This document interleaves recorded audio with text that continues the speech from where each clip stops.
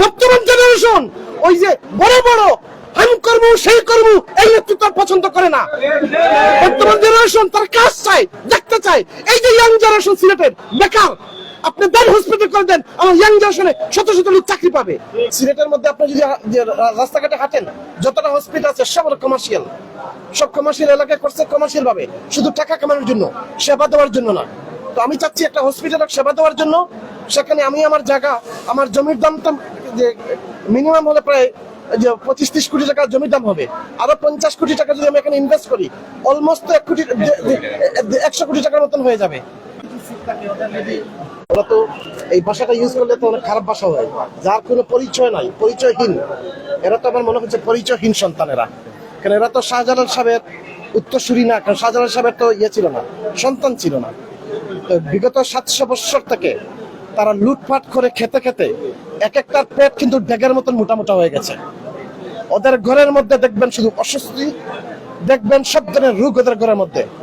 এবং এই যে এরপরে থাকলে হচ্ছে যে গরুর মাংস, ছাগলের মাংস, মুরগির মাংস বড় বড় রান খেয়ে খেয়ে একটা একটা করে শুধু বাচ্চা পয়দা করে করে 300টা নাকি পরিবার করে ফেলছে তারা, শুধুমাত্র এই মাজারের ডেককে লুটপাট করে খাওয়ার জন্য।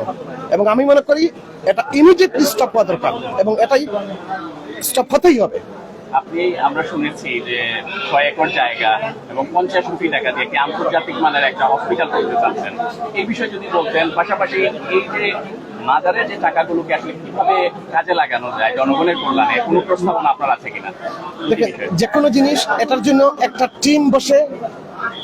টিম বসে মিটিং করতে হয়, এটা যে রোডম্যাপ তৈরি করতে হয়। আমি এই পরিকল্পনাটা করতে হয়। আমি আপাতত যেটা আমি উপস্থিতভাবে যেটা বলেছিলাম, যে আমার বাইপাসের মধ্যে আমার জায়গা আছে, সেই জায়গা থেকে আমি 6 একর জায়গা আমি দিয়ে দিব এই বাইপাসের মধ্যে, এই আমাদের নতুন ক্যান্টনমেন্টের পাশে।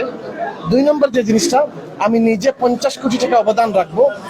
যদি পুরা সিলেটবাসী এককভাবে একতা হয়ে তারা বলে আপনি এটা করেন, তাহলে আমি এই কাজটা করলাম। আর মাজারের যে টাকাটা আছে, প্রত্যেকটা পাই টাকা হিসাব নিকাশ করে আমরা এই হসপিটালের মধ্যে ইনজেক্ট করলাম। তাহলে আমরা হসপিটাল মাজার জিয়ারত করতে আসবে, তারাও সেবা নিল, সিলেটের মানুষের সেবা হলো। আপনি দেখেন উসমানীর মধ্যে গিয়ে, উসমানী হাসপাতালের মধ্যে গিয়ে দেখেন, লজ্জা লাগে যে রুগীরা হচ্ছে রাস্তার মধ্যে শুয়ে আছে, চিকিৎসা পাচ্ছে না, হার্টের রোগী, ক্যান্সারের রোগী। ওরা কি আমাদের যে সিলেটি না? ওরা কি আমাদের ভাই বোনরা না? আমরা একটু পরিবর্তন নিয়ে আসতে হবে। মেডিকেলে উন্নত আমাদের সিলেট উন্নয়ন না।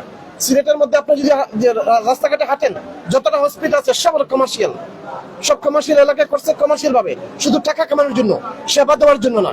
তো আমি চাচ্ছি একটা হসপিটালের সেবা দেওয়ার জন্য, সেখানে আমি আমার জায়গা, আমার জমির দামটা যে মিনিমাম হলে প্রায় যে 25-30 কোটি টাকা জমির দাম হবে, আরো 50 কোটি টাকা যদি আমি এখানে ইনভেস্ট করি, অলমোস্ট 100 কোটি টাকার মতন হয়ে যাবে।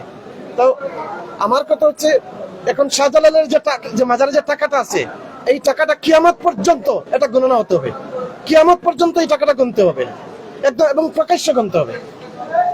এবং এই টাকাটা যদি আমি আবার বলি, যদি কেউ মনে করে যে এই টাকাটা গোনার এত সময় নাই, ভাই সময় নাই, তুমি তোমার কাছে থাকো।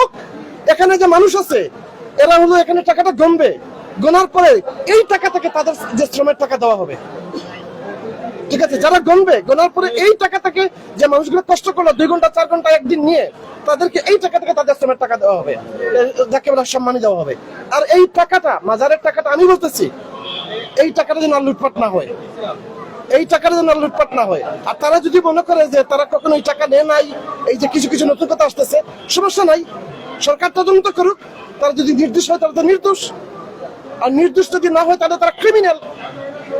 শাহজালালের যে কার, শাহজালাল হলো জনগণের, আমাদের পাবলিক প্রপার্টি। এটা শাহজালাল সাহেব হচ্ছেন আমাদের সবার জন্য আসছিলেন।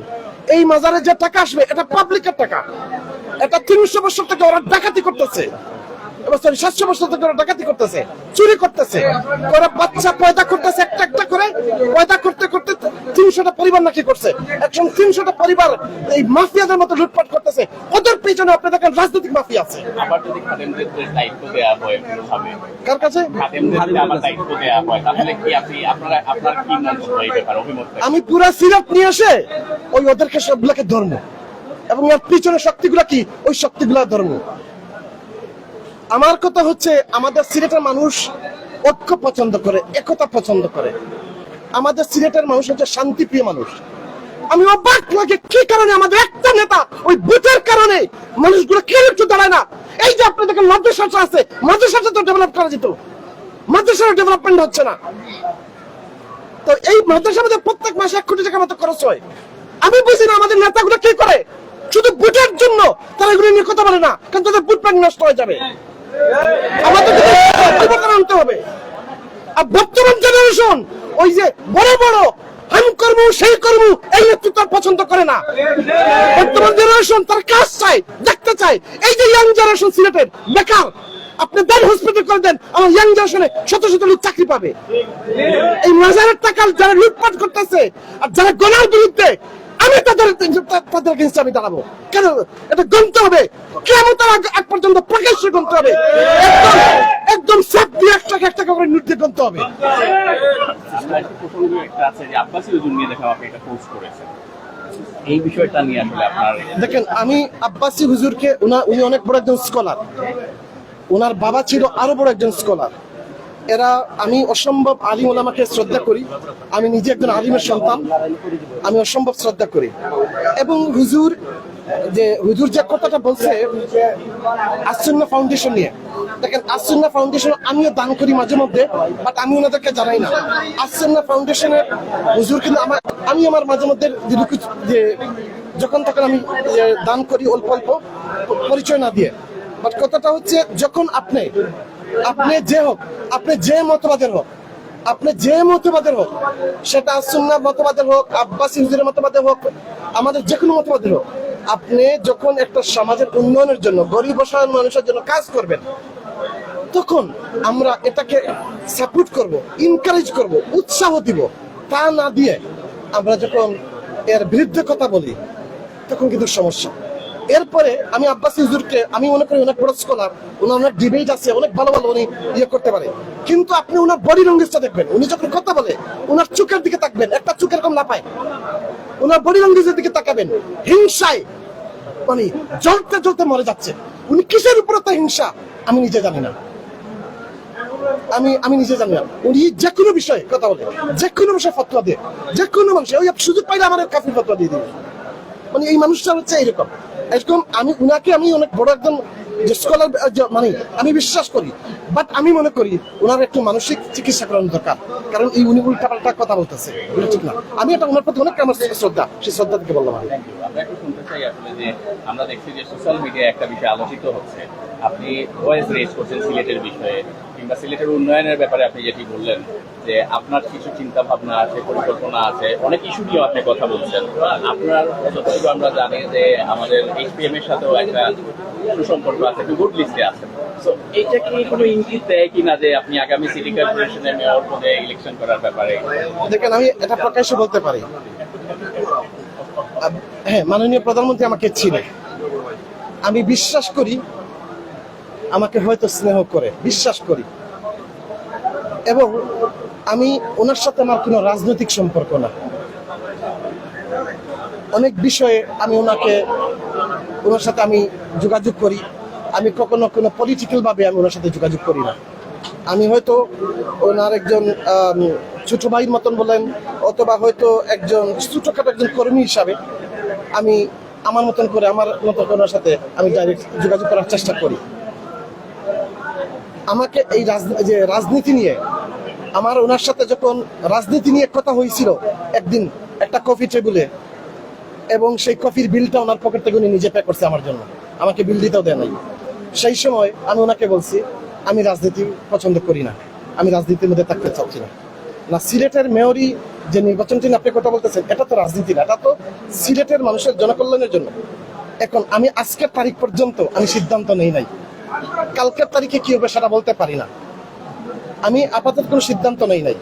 তবে একটা জিনিস এই সিলেটের মানুষ জানে, এই মাত্র আর আমাকে অপছন্দ করতে পারে, প্রকাশ্যে অপছন্দ করতে পারে, আমি নিজে জানি আমার মধ্যে হয়তো ভালো গুণ নাই, একটা জিনিস সেও জানে, তার পুরো পরিবার জানে, তার যে বন্ধু বান্ধব সবাই জানে এই ছেলে টাকা মেরে খাবে না গরিবের, এটা কিন্তু সবাই জানে।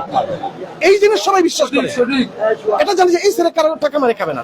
ঠিক আছে, আপনি যদি সিলেটের সত্যিকারের একজন ভালো মেয়র আসে এবং সিলেটের টাকাটা সিলেটের মধ্যে বন্টন করে সিলেটের উন্নয়নে কাজ করে, তাহলে তো সিলেট অনেক একটা সোনার সিলেট হয়ে যাবে। আজকে নামাজ পড়ে ফাহিম ভাই কি দোয়াটা করেছেন, বিশেষ কোনো দোয়া করেছেন কিনা আজকে নামাজের পর, নামাজ আদায়ের পর একটা? দেখেন, আমি তো ফেদায়ে মিল্লাতি মুজাহিদি আজম আমিরের শরীয়ত রাহবার জানি হিসেবেন কুতুবুল আলম না, আমি একজন আল্লাহর পাপী বান্দা। আমি সবসময় আমি দোয়াগুলা করি বেশি অংশ সজদার মধ্যে, এবং আমি আল্লাহর কাছে একটা জিনিস শুধু সবসময় দোয়া করি, আল্লাহ আমাকে হযরত আবু বকর সিদ্দিক, হযরত ওমরের রাজনীতি করার সুযোগ করে দাও, যেতে মানে এলাকা আমাদের সিলেটের উন্নয়নের জন্য, আমার মানুষের উন্নয়নের জন্য সততা নিয়ে কাজ করার। কারণ আমার জীবনে একটা শখ, আজকে বলি কোনদিন হয়তো মরে যাব, শখের একটা কথা বলি। আমি মাত্র হুজুরের সাথে কথা বলে আসছিলাম, আমি খুব ছোটবেলা থেকে আমি শাহাদাতের মৃত্যুর ভিক্ষা চাই আল্লাহর কাছে, আমি ভালো কিছু করে শাহাদাতের মৃত্যু মরতে চাই। এবং সিলেটের পরিবর্তন আমি দেখেন, আমি না হয় আজকে ভয়েস রাইজ করলাম, আমি আজকে মরে গেলে কালকে আরেকজন দাঁড়াবে, কিন্তু সিলেটকে পরিবর্তন করে আনতে হবে। এই সিলেটের সবাইকে একতা করে এই মাফিয়ার রাজনীতি থেকে আমাদের সিলেটকে বাঁচাইতে হবে সবার আগে। সিলেট ধর্মবিরু বা ধর্মপরায়ণ আমরা দেখি, একটা বায়াস হয় আপনি, তো এই ক্ষেত্রে আপনার অনেক সময় ভিডিওতে আমরা দেখি যে মিউজিক ভিডিও অ্যাড করেন, এইটার কারণটা কি?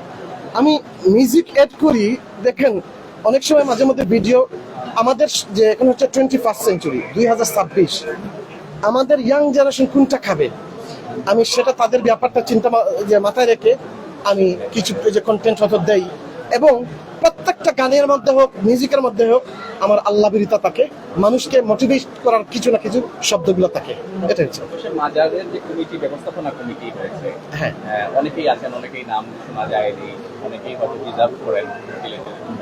আপনার বক্তব্য কি মাজার ব্যবস্থাপনা কমিটিকে নিয়ে? এটা তো 1 মাসের কমিটি, 1 মাসের কমিটি, এরপরে তো কমিটি 1 মাস পরে তো ওনাদের দায়িত্ব শেষ, এটা নিয়ে কথা বলার দরকার নাই। তবে আমি মনে করি কমিটিটা হয়েছে, রেজাল্ট আমরা কি পাই। তবে আমি এতটুকু বলবো যে আবারও বলতেছি, কিয়ামতের আগ পর্যন্ত এই টাকা যে দরগার টাকাগুলো হচ্ছে প্রকাশ্য পাবলিকের সামনে এটা গণনা হতে হবে। যদি এতে কারো পছন্দ হয় না, আপনি ভাই ঘরের মধ্যে বসে থাকেন, ঘরের মধ্যে বসে থাকেন। এই এলাকার মানুষ এমনি অনেকের চাকরি নাই, অনেক কিছু নাই, তারা নিজে কষ্ট করে টাকাগুলা এক টাকা করে গণবে, গনে কিন্তু তারা হিসাব করবে। অসংখ্য গরু ছাগলও দেখলাম আমরা 70 দিনে 65টা উঠেছে। ভাই এই তো বললাম না, এই একটা সিন্ডিকেট, এই গরুর রান, ছাগলের রান, কলিজার রান খাইয়া খাইয়া তার বাচ্চা পয়দা করতেছে একটা, আর খালি পরিবার বড় করতেছে, আর শাহজালালের ডেগের টাকা লুটপাট করতেছে, আর একটা পেট হইতেছে এই শাহজালালের ডেগের মতো, বুঝছেন? ওগুলো বন্ধ করতে হবে। এখন হচ্ছে আমাদের যে জিনিস হচ্ছে কি, এইগুলোর হিসাব নিকাশ, ওগুলা বিক্রি করে, যে মনে করেন কাজীর বাজার, গরুর বাজার যে আছে, মোটামুটি একটা কন্ট্রাক্ট, ওগুলো বিক্রি করে এখান থেকে তারা নিল, টাকাটা হলো ব্যাংকে জমা দিয়ে গেল। সারোয়ার সাহেব মানুষ কেমন ছিল সেটা আমি জানি না, বাট আমি একটা কথা বলতে পারি, ও কিন্তু সিলেটের মানুষের চুপ খুলে দিয়েছে। এবং সবচেয়ে মজার ব্যাপারটা হচ্ছে, আমাদের সিলেটের মানুষ সবসময় তারা ইউনিটি পছন্দ করে, আজ আমরা সবাই একক হয়ে গেছি এই ব্যাপারে। আমাদের প্রথম ভাইরা আর কোনো কিছু মেসেজ থাকলে ফাহিম ভাই বলতে পারেন, লাস্ট ফিউ ওয়ার্ড। জাস্ট এতটুকু বলবো, দোয়া করেন আল্লাহ যেন আমাকে সুস্থ রাখে, ভালো রাখে। আমি যদি বেঁচে থাকি, সিলেটের মধ্যে কোনো করাপশন রাখবো না, সিলেটের কোনো নেতাদের অদূর ভবিষ্যতের কোনো মেয়র ডাকাতি করতে দিব না, এটা আপনার মনে রাখেন। ভালো থাকবেন।